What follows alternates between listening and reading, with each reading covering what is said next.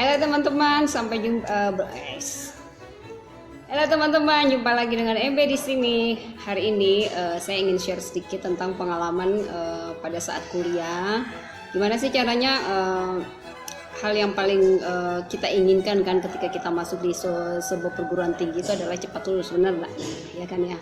Nah, gimana caranya? Hari ini saya akan berbagi bagaimana caranya cepat lulus dan IP-nya tinggi. Nah, saya punya pengalaman teman-teman menulis karya ilmiah ini sebagai bukti. Saya sudah lulus kuliah tahun 99, masuknya tahun 94. Kemudian jadi masa studinya itu sekitar 4 tahun 8 bulan. Paling tercepat di antara teman-teman kami ada 106 orang per kelas dan masuk di 5 besar yang lulus cepat dari 106. Dan ini adalah tesis saya di Universitas Mula Warman. Ini saya masuk tahun 2000 ya, dan selesainya 2003. Jadi total masa studinya sekitar 2,5 tahun. Berapakah IP-nya? Nanti akan saya beritahu. Kemudian yang ketiga, saya juga pernah menyelesaikan studi tahun 2010 dari Institut Pertanian Bogor. Ini tesisnya. Ini dikeluarkan tahun 2010 ketika saya lulus tentu saja. Berapa IP-nya? Nah, pasti penasaran kan, pengen tahu IP-nya. Saya akan sedikit berbagi, ini IP-nya. Dan bagaimana caranya mendapatkan IP sebesar ini. Ijazah S1, ini transkripnya.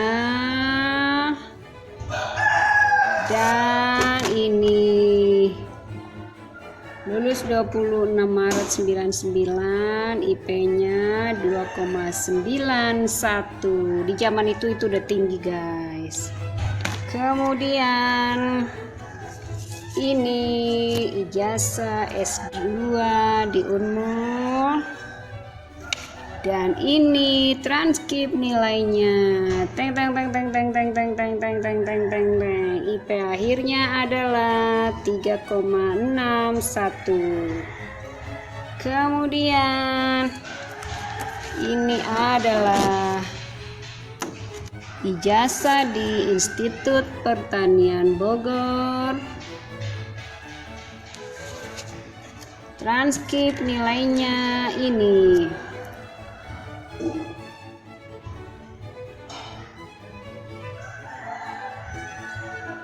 IP akhirnya adalah 3,79. Seperti itu teman-teman, lulusnya cepat. Ternyata setiap orang memang pengen lulus cepat dan juga mendapatkan IP tinggi. Hari ini saya akan berbagi beberapa tips yang saya rasa itu sangat berguna ya buat mungkin teman-teman yang di sana yang udah mulai sedikit frustasi, kok nggak lulus sih, gimana sih ada satu mata kuliah yang belum selesai, aduh gimana sih menyelesaikan karya ilmiah saya, kok nggak selesai tugas akhir. Nah, dalam pengalaman saya ingin berbagi minimal ada 5 tips bagaimana cara untuk cepat lulus dan mendapatkan IP tinggi. Yang pertama, kalau menurut saya adalah pastikan bahwa kita memiliki motivasi diri sendiri yang kita temukan. Jadi pastikan bahwa kita menemukan motivasi sendiri. Nah, dari pengalaman saya waktu S1 kebetulan kan terlibat dalam berbagai organisasi, dan salah satunya pada saat terlibat di dalam kepengurusan unit kegiatan mahasiswa di kampus. Saya ngerasa malu pada saat misalnya jadi pengurus, kok IP-nya cuma 2,5. Itu di awal-awal saya kuliah ya, mungkin sekitar tahun kedua, karena saya memang terlalu aktif di berbagai unit kegiatan mahasiswa. Nah, kemudian itu motivasi saya jadi malu kepada orang tua saya malu dengan diri saya sendiri, saya malu dengan teman-teman, kok pengurus kok tidak bisa menjadi contoh yang baik. Itu motivasi saya. Lalu ketika S2 itu hal yang serupa. Saya sudah bekerja di sebuah perusahaan swasta lalu perusahaan kami kan mau bangkrut tuh. Jadi otomatis kita harus cepat selesai, tidak bekerja dan harus terus membayar kuliah. Jadi motivasi saya pada saat itu adalah saya harus cepat selesai karena saya sudah tidak perusahaan saya sedang kolap, saya harus cepat selesai. Itu adalah motivasi terbesar saya. Dan yang pada saat yang terakhir 2010 karena ini project kerjasama, jadi antara lembaga di mana saya bekerja dengan IPB dan lembaga konservasi internasional yang bergerak di marketing sosial. Maka saya harus cepat juga kan selesai. Di antara teman-teman kami ada 7 orang, saya bisa menyelesaikan studi paling duluan. Nah itu kan prestasi kalau menurut saya pribadi. Tipsnya adalah yang pertama, itu tadi yang pertama, yaitu bahwa kita punya motivasi dari dalam diri sendiri, bahwa kita punya tujuan, apa sih, entahlah ya teman-teman, menemukan tujuan yang benar-benar itu menjadi pemicu, pemantik semangat ketika kita down, ini akan selalu kita ingat. Lalu yang kedua kalau menurut saya adalah mengamati sepintar.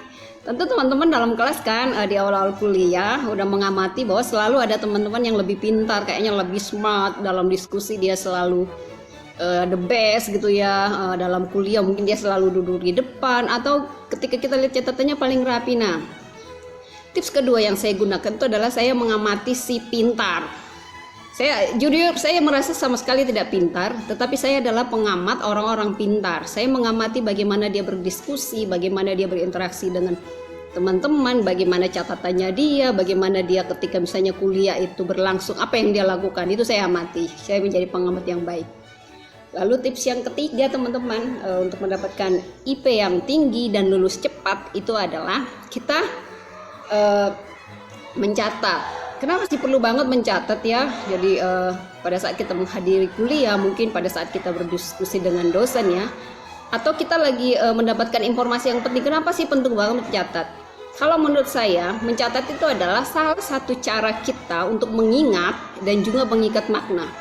Seberapa besar yang bisa kamu yang kita bisa catat, sebetulnya sebesar itu juga pengetahuan yang berhasil kita ikat atau kita peroleh.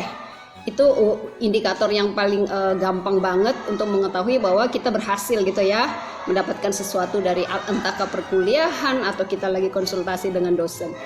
Kemudian yang keempat itu adalah mengelola waktu. Time management itu penting banget. Kenapa kita perlu mengelola waktu kita sendiri? Artinya kita bisa menentukan prioritas. Mana sih yang penting buat saya ya? Saya ingat pengalaman saya waktu saya kuliah S1 di Unmul.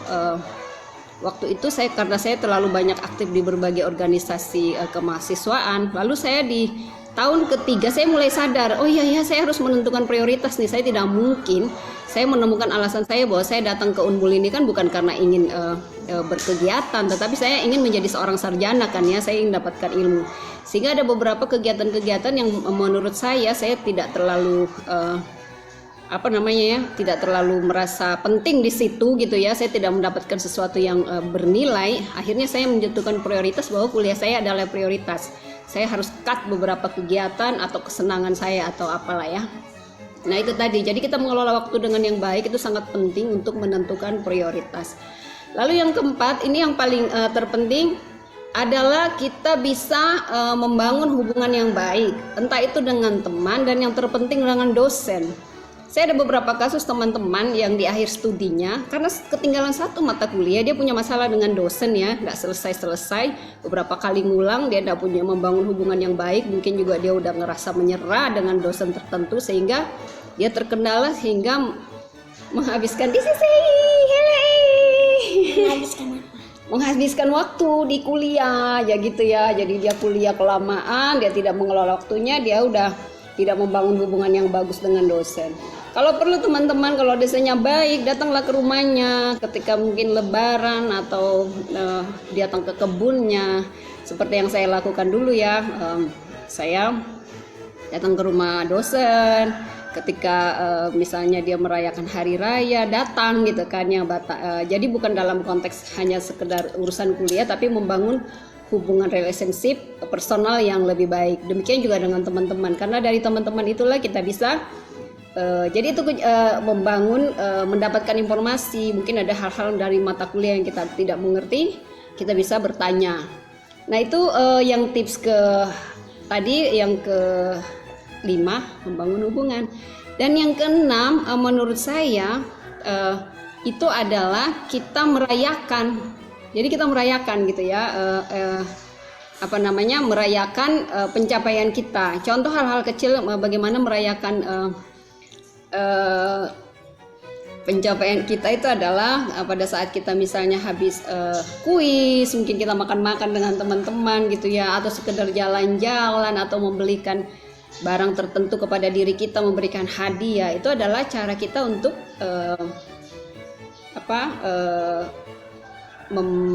memberi apresiasi kepada diri kita sendiri. Jadi sekali lagi saya katakan bahwa ada enam hal yang saya lakukan ketika saya ingin lulus cepat dan dengan mendapatkan IP yang tinggi. Yang pertama, saya menemukan motivasi diri saya sendiri. Yang kedua, saya mengamati pintar.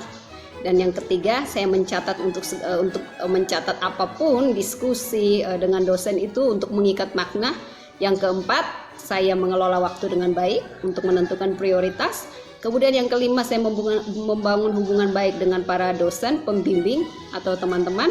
Dan yang keenam adalah merayakan, karena dengan merayakan kemenangan-kemenangan kecil yang kita lakukan, kita akan berhasil, ya enggak?